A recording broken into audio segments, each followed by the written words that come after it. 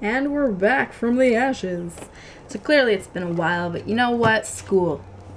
That's all I have to say, school. But I'm done now, I have time, so I really have no excuses. I have so many ideas for videos. I need to get on that. But let's get started with this video.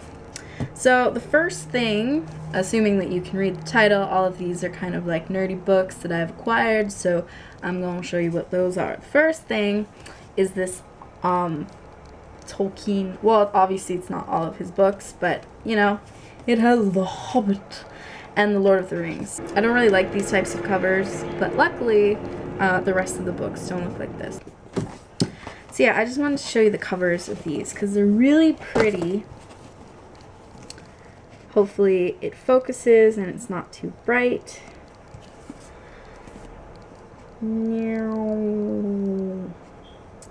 And last but not least, the finale and all that kind of stuff. So obviously if you're not a fan of Lord of the Rings or The Hobbit or anything like that, you don't really care about this.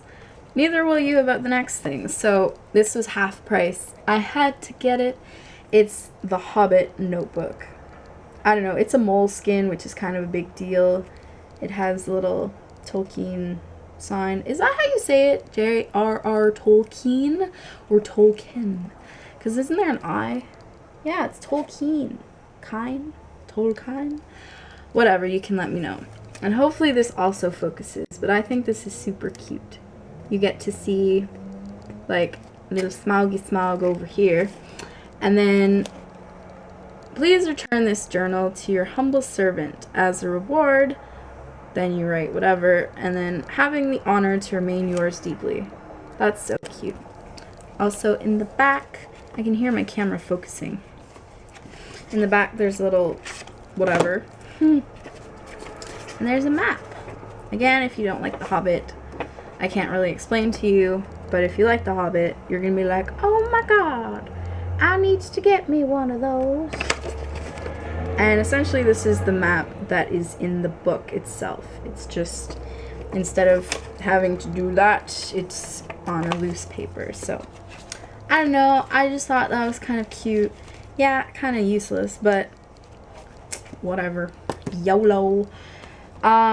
The almost last thing I got is The Legend of Zelda HYRULE HISTORIA. Now, to fully appreciate this book, you should have played most of the games if you can help it. I think I played 11 out of the 17 games there are. I don't count any of the master quests or anything like that. I just count kind of like different games. And like from from GameCube to Wii, I don't count those are two games because they're the same game, just mirrored. It's the same thing. So yeah, I played 11 different games out of the series, so I think I can appreciate this a lot more than someone who's just played like one or two.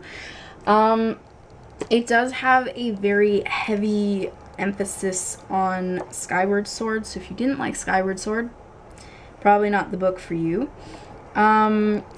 They also have a little comic in the back, which, again, Skyward Sword, it explains about Link's Loftwing and how he got it and all that good stuff. So, I don't know, I'm really happy I got it. It's huge, it's beautiful. I paid $10 more than I could have, but whatever, it's just one of those things.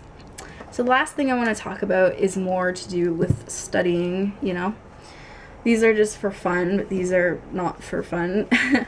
So, I initially was majoring in German and Italian, but you know what?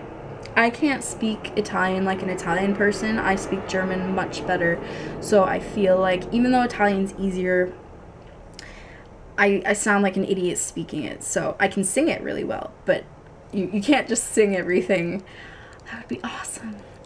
So yeah, I'm going to major in German. But either way, I still got this because I don't want to waste the 2 years of Italian that I did take. Anyway, this is what the Italian one looks like for reference. So these are the Collins Concise Dictionary series. Now, I don't know how many languages these come in, or like, you know what I mean? But I do recommend them highly.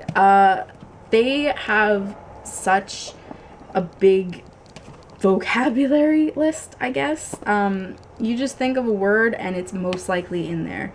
I've had other dictionaries where, like, words that are not even that rare or uncommonly used, like, they're pretty common, they weren't in there. So, but everything that I've looked up has been in the dictionary as well. In the back, there is kind of like a grammar section where they talk about like verbs and, you know, adverbs, pronouns, preposition, conjunctions, etc., etc., etc. And especially with certain languages like German, there's a huge focus on the cases. So there's the nominative, the accusative, the dative, and the genitive in German. There are more in Latin and Greek. I took Latin, not Greek. But anyway, and they do talk about that because, you know, in English, you just say the, and that's it. But in German, the has so much, you know, it lets you know if it's masculine or feminine or neutral or plural, you know, and what that thing is doing in the sentence, whether it's like receiving or like, I don't know, it's so complicated, but luckily that's a good book to have. So anyway, that's all I got. You can let me know if you found any good nerdy books. It could be science fiction, it could be fantasy, it could be stuff to do with languages. I mean, that would probably help me out. So yeah, and I will make new videos. I promise, I have the time now. So yeah, okay, bye.